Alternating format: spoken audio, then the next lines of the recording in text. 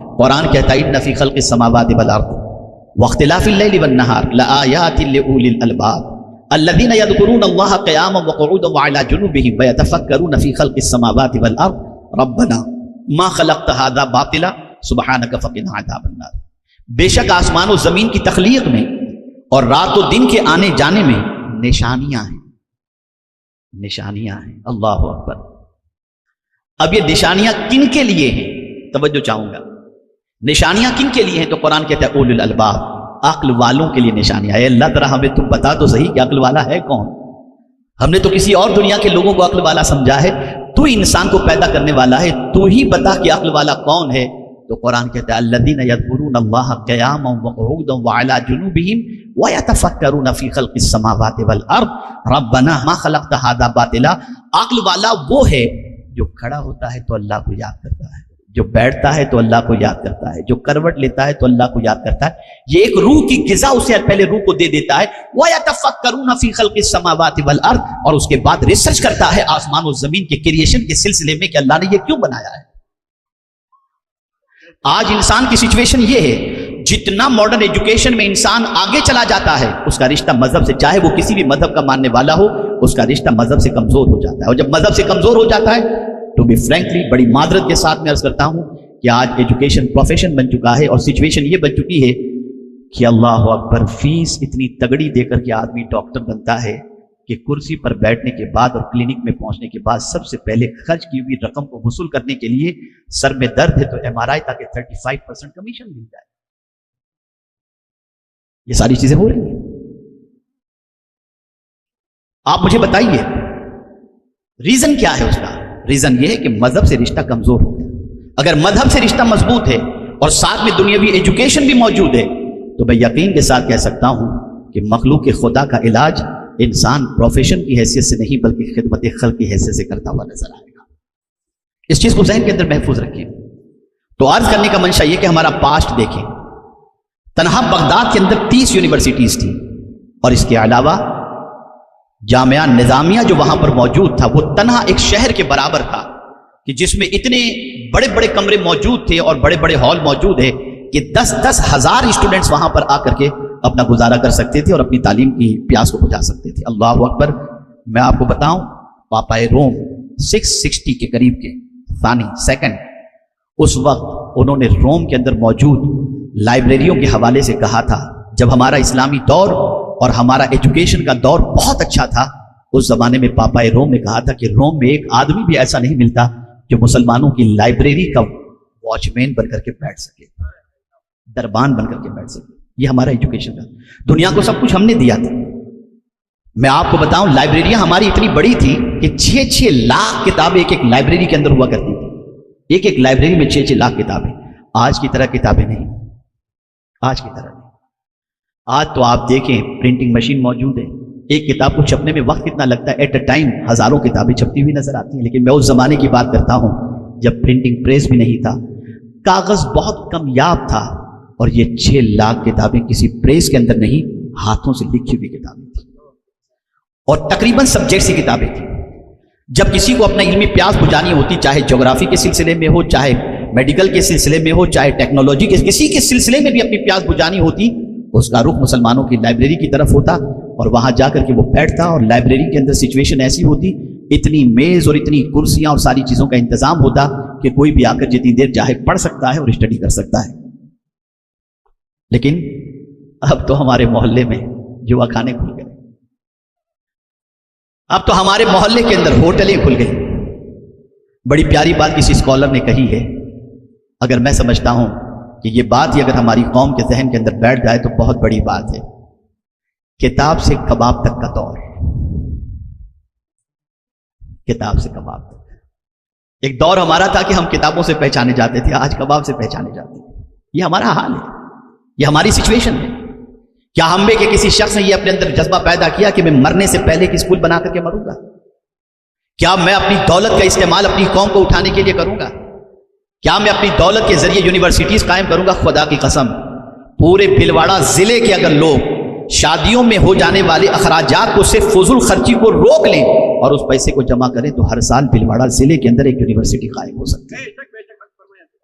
لیکن آج دیکھیں ہم کیا کر رہے ہیں، جہالت کی وادیوں میں بھٹک رہے ہیں، تعیشات ہمارے کم نہیں ہوتے، کھانا کھانا ہے تو یہاں سے ممبئی تک کا سفر کرتے، چلو وہاں کا ڈھابا اچھا ہے۔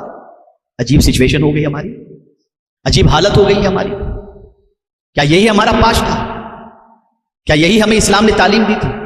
کیا اسی دین کے لیے ہم اس دنیا کے اندر آئے تھے؟ ہم تو اس لیے آئے تھے کہ تعلیمی انقلاب پیدا کریں، ہماری ایک آئیڈینٹی تھی، ہماری ایک پہچان تھی۔ میں آپ کو بتاؤں، فرانس کا ایک اسٹوڈنٹ بغداد کی سرزمین پر آیا صرف یہ دیکھنے کے لیے کہ یہاں پر موجود یونیورسٹیز کا ایجوکیشنل اسٹیٹس کیا ہے، تاکہ میں یہاں پر تعلیم حاصل کرنے کے اندر اپنے آپ کو بہتر محسوس کر سکوں۔ وہ آیا، بغداد کی سرزمین پر پہنچا، اور بغداد کی سرزمین پر آنے کے بعد تھوڑا سا گلیوں میں چلنے لگا۔ وہاں کے لوگوں نے، وہ نوجوان جو گلی کوچوں میں چلا کرتے تھے، انہوں نے اس اجنبی کو دیکھا کہ یہ آدمی شاید باہر کا لگ رہا ہے، کوئی مسافر لگ رہا ہے، تو اس سے ملاقات کی، ہائی ہیلو کیا، اور اس کے بعد اس سے پوچھا کہ آپ کہاں سے آئے؟ تو انہوں نے کہا فرانس سے آئے۔ کیسے آنا ہوا؟ یہاں کی یونیورسٹیز کو دیکھنے کے لیے آیا تاکہ اپنی علمی پیاس کو بجھا سکوں۔ بات کرتے کرتے کرتے کرتے ان 4 نوجوانوں سے اس فرانس سے آئے ہوئے لڑکے نے سوال کیا۔ ایک سے پوچھا آپ کیا کر رہے ہیں؟ تو اس نوجوان نے، جس کی عمر 20 سال کی رہی ہوگی، کہا میں جیولوجی کر رہا ہوں اور جیولوجسٹ بن رہا ہوں۔ دوسرے سے پوچھا تم کیا کر رہے ہو؟ کہا میڈیکل کی فیلڈ میں محنت کر رہا ہوں۔ تیسرے سے پوچھا تو اس نے بھی اکانومی کے سلسلے میں بتایا۔ چوتھے سے پوچھا تو اس نے اپنی فیلڈ کے حوالے سے، فلکیات کے حوالے سے بتایا۔ تو اس نے سر پکڑ لیا، دیکھیے ہمارا پاسٹ، اس نے سر پکڑ لیا اور فرانس سے آئے ہوئے اس نوجوان نے کہا جس شہر کی گلیوں میں پڑھنے والے اتنے پڑھے لکھے ہوں، اس شہر کی یونیورسٹی کے اندر کتنے پڑھے لکھے لوگ موجود ہوں گے۔ یہ ہمارا پاسٹ تھا۔ آج گٹکھا کھانے والے ہمارے لوگ، سگریٹ پینے والے ہمارے لوگ، رات کو 3 بجے تک جاگنے والے ہمارے لوگ، آوارگی کے اڈوں پر جانے والے ہمارے لوگ، یہ ہماری پہچان بن گئی۔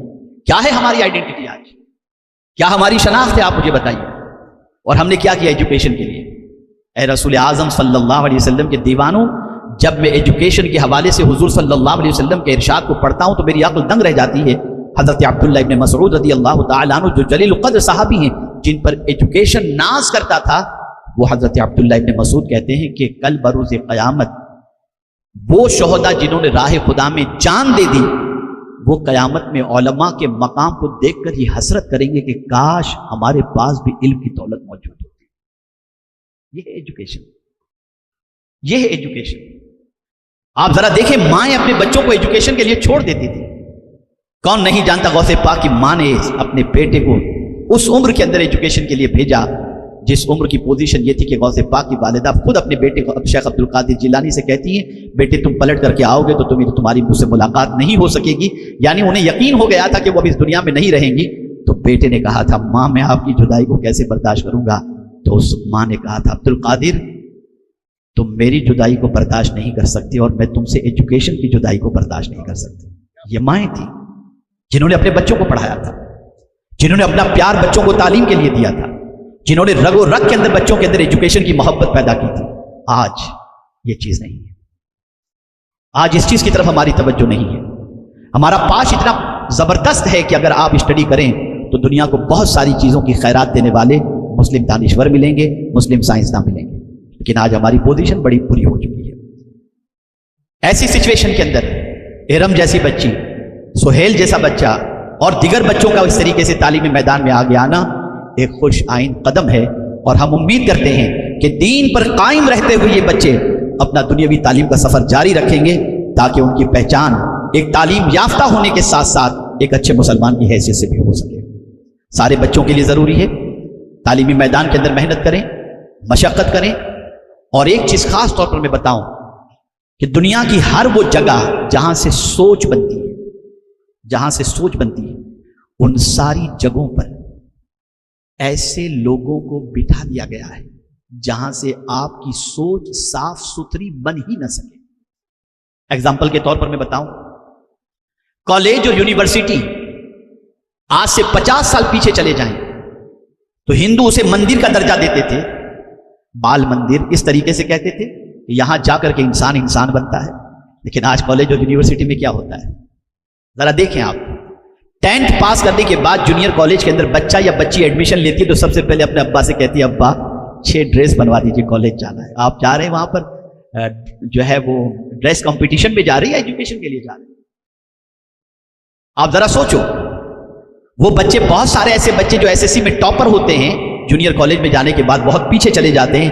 وجہ یہ کہ لڑکوں کی طرف اٹریکشن اور لڑکوں کا لڑکیوں کی طرف اٹریکشن, اور پھر گارڈن کے اندر بیٹھ کے گپ شپ مار رہے ہیں. ماں کا ارمان کا جنازہ نکل رہا ہے, باپ کی محنت اور اس کے پیسے کے دھوئیں ہو رہے ہیں, اور آدمی اپنی عیش موج کے اندر لگا ہوا ہے. اسی لیے بہت سارے بچے کالج کی پہلی سیڑھی پر پہنچنے کے بعد ناکامی کی طرف اترتے ہوئے نظر آتے ہیں. آخر یہ انوائرمنٹ کیوں کریٹ کیا گیا؟ یہ انوائرمنٹ کس وجہ سے کریٹ کیا گیا؟ اس وجہ سے تاکہ کوئی اچھا انسان بن سکے. آپ ذرا دیکھیں کس طریقے سے جہاں ذہن بننا چاہیے تھا اور فکر بننی چاہیے تھی, وہاں پر غلط فکروں کو بٹھا دیا گیا. ایسی سچویشن کے اندر ہمارے لیے بے پناہ ضروری. میں آپ کو ایک اور چیز بتاؤں, ایک زمانہ تھا ٹیچر کا رسپیکٹ اسٹوڈنٹ اس طریقے سے کرتا تھا جیسے باپ سے زیادہ اس کا رسپیکٹ کرتا ہو. آج بعض ٹیچر ہی ایسے ہو گئے جو اپنے اسٹوڈنٹ کے ساتھ بھاگتے ہوئے نظر آتے ہیں. آپ ذرا دیکھیے کیا ہو رہا ہے. ایسی سچویشن کے اندر ہماری رسپانسبلٹی بہت بڑھ چکی ہے. ہمیں اپنا پاسٹ جو بہت پاورفل ہے, جو بہت برائٹ ہے, اس کو پھر سے لانے کے لیے محنت کرنی پڑے گی, مشقت کرنی پڑے گی. فیوچر کا پلان بناؤ, ہر محلے کے اندر ایک اسکول بناؤ, ہر محلے کے اندر ایک مدرسہ بناؤ. اپنے سرمایہ کو قوم کی تعمیر کے پیچھے خرچ کرو. یہ سرمایہ ضائع نہیں ہوگا, یہ سرمایہ دنیا میں بھی تمہیں عزت دے گا اور آخرت میں بھی تمہیں عزت عطا کرے گا. اپنے سرمایہ کو تعیشات کے اندر خرچ کرنا بند کرو. جس قوم کی عورتیں سگنل پر برقع پہن کر بھیک مانگتی ہوں, اس قوم کو عیاشی میں پیسہ اڑانے کی کوئی اجازت نہیں, کوئی حق نہیں. جس قوم کے بچوں کی پوزیشن یہ ہو کہ فیس کے لیے در بدر کی ٹھوکریں کھاتے ہوں, اور وہ قوم عیاشی میں اپنی دولت کو خرچ کرے, اسے کوئی حق نہیں بنتا. کیا جواب دو کہ کل بروز قیامت؟ کیا اسی لیے تمہیں دولت دی گئی؟ اس لیے میری گزارش ہے, مائیں عورتیں ہر شادی میں نئے ڈریس کا شوق ختم کریں, اور مارا رہ متحرہ سے ملنے والے عظیم نعرے کو اپنی زندگی کا مقصد بنائیں. اور وہ نعرہ یہ ہے, آدھی روٹی کھائیں گے, بچوں کو پڑھائیں گے. پڑھاؤ بچوں کو, لیکن انوائرمنٹ کریٹ کرو, ماحول بناؤ کہ بچہ صرف ایجوکیٹڈ نہ بنے, انسان بنے. دونوں میں فرق ہے, ایجوکیٹڈ ہونے اور انسان بننے میں بڑا فرق ہے. آج بہت سارے ایجوکیٹڈ ہیں لیکن انسان نہیں. کیا کڈنی چرانے والے کون لوگ ہیں؟ ایجوکیٹڈ ہی تو ہیں. بم برسانے والے کون ہیں؟ ایجوکیٹڈ ہی تو ہیں, انسان نہیں. اور میرے حضور کا یہ بڑا کمال تھا, انہوں نے صرف ایجوکیٹڈ تیار نہیں کیا, انسان تیار. اور آج انسانیت سسک رہی ہے, دم توڑ رہی ہے. انسانیت اپنے اندر زندہ کرو, اور انسان وہی ہے جو انسانوں کے غم کو محسوس کر سکے, انسانوں کی ضرورت کو محسوس کر سکے. میں اپنے دل کی عطا گہرائیوں سے مسلم سماج بھیلواڑہ کو مبارکباد پیش کرتا ہوں, اور آئے ہوئے بھائی بہنوں سے میں گزارش کروں گا, بہت زندگی گزر چکی ہے عیش موج کے اندر, اب تھوڑا سا آؤ قوم کی تعمیر کے سلسلے میں, اب آؤ تعلیم کے میدان کے اندر. ذرا ایک بچے کی فیس دے کر کے اس بچے کو اٹھا کر کے دیکھو, تاکہ وہ بچہ آگے چل کر کے پوری فیملی کا کفالت کرنے والا بن جائے, راستے میں ہاتھ گاڑی چلانے والا نہ ہو. میں ان کی بھی قدر کرتا ہوں جو محنت سے کماتے ہیں, میں ان کو حقارت کی نظر سے نہیں دیکھتا, لیکن ایجوکیشن بے پناہ ضروری ہے, اور ایجوکیشن کے ساتھ انوائرمنٹ ضروری. حضور صلی اللہ علیہ وسلم صرف معلم یعنی ٹیچر بن کر کے تشریف نہیں لائے تھے, بلکہ حضور صلی اللہ علیہ وسلم کیریکٹر کو کمپلیٹ کرنے کے لیے تشریف لائے تھے. یہ میرا جملہ میری بچیاں یاد رکھیں اور میرے بچے یاد رکھیں. علم کی کمی, غور سے سنیے گا, تاریخی سینٹینس ہے, علم کی کمی اخلاق پوری کر سکتا ہے, لیکن اخلاق کی کمی علم پوری نہیں کر سکتا. آپ اگر ایجوکیشنل کمزور ہیں لیکن آپ کا کیریکٹر اچھا ہے, آپ کا بیہیویئر اچھا ہے, تو آپ کے ایجوکیشن کی کمی کو آپ کا بیہیویئر اور کیریکٹر پورا کر دے گا. لیکن آپ ایجوکیٹڈ ہیں لیکن آپ کا کیریکٹر لوز ہے, تو آپ کا ایجوکیشن آپ کے کیریکٹر کو کمپلیٹ نہیں کر سکتا. اسی لیے حضور صلی اللہ علیہ وسلم صرف تعلیم کے زیور سے آراستہ کرنے کے لیے تشریف نہیں لائے تھے, بلکہ آقا کریم صلی اللہ علیہ وسلم تعلیم کے ساتھ ساتھ اخلاق کے زیور سے بھی آراستہ کرنے کے لیے آئے تھے. ہم ہی تھے کہ ہماری پہچان ہمارا اخلاق بھی تھا اور ہمارا ایجوکیشن بھی تھا. آج میں بہت امید سے آیا ہوں, بڑا درد لے کر کے حاضر آیا ہوں, بڑے ارمانوں کے ساتھ حاضر آیا ہوں. ہمارے دوست علی بھائی اور ان کے رفقا اور مولانا سلیم صاحب, انہوں نے مجھے یاد کیا اور میں حاضر آ گیا. حالانکہ آج میرا پروگرام منچر کر کے علاقہ ہے وہاں پر ہے. میں نے بہت کوشش کی تھی کہ کسی بھی صورت میں جو ہے وہ کچھ تاریخ کو آگے پیچھے, لیکن ان کا کہنا تھا آج کی تاریخ میں رات بھر کا جگہ ہوا. میں یہاں پر صرف اس لیے حاضر ہوا کہ آپ جیسے لوگ بہت مشکل سے مجھے ملا کرتے ہیں, جن کے سامنے میں اپنا درد دل پیش کر سکوں, جن کے سامنے میں قوم کی ضرورت کو پیش کر سکوں. آپ یقین مانیں کہ آج مجھے اتنی مسرت ہو رہی ہے. میری بچی ارم قاضی کے حوالے سے جان کر کہ نیٹ میں اس نے یہ ثابت کر دیا کہ آج بھی اگر محنت کی جائے تو وہ مقام حاصل کیا جا سکتا ہے۔ اس بچی نے دوسرے بچوں کو یہ جذبہ دیا ہے کہ تم اگر اپنی دوستی کتابوں سے کر لو اور ایجوکیشن سے کر لو تو تم بھی اپنا مقام، اور خاص طور پر میں آپ کو بتاؤں، اب بچوں سے میں مخاطب ہوں، نوجوان لڑکوں سے، بہت سخت امتحان سے ہم گزر رہے ہیں۔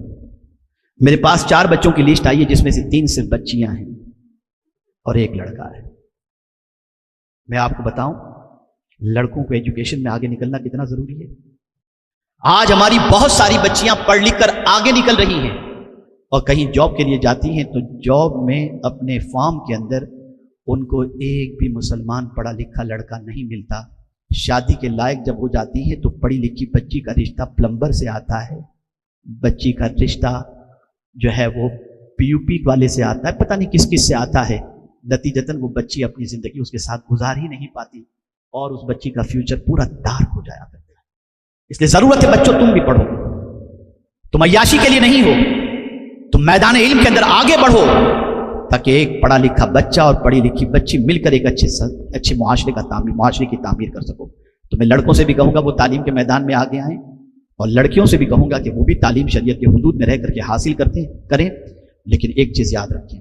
ایک بہت بڑے اسکالر سے کسی نے پوچھا تھا، توجہ چاہوں گا، بہت بڑے اسکالر سے کسی نے پوچھا تھا کہ فائٹ کرنے کی اور لیڈرشپ کی ایبلٹی اسپورٹس مین میں زیادہ ہوتی ہے، کہ وہ میدان میں اترتا ہے، بڑی محنت کرتا ہے، بڑی مشقت کرتا ہے کہ کسی بھی طرح سے ہماری ٹیم جیت جائے۔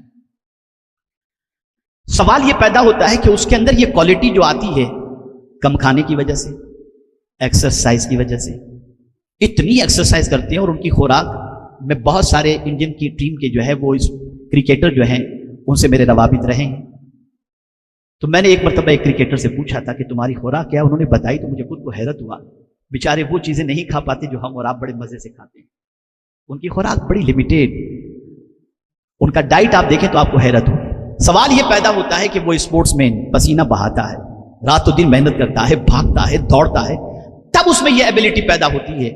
لیکن اب ایک مذہبی اسکالر سے یہ سوال پوچھا گیا کہ اولیاء کرام تو ایکسرسائز نہیں کرتے تھے، ان کے اندر لیڈرشپ کی کوالٹی کیسے پیدا ہوتی ہے؟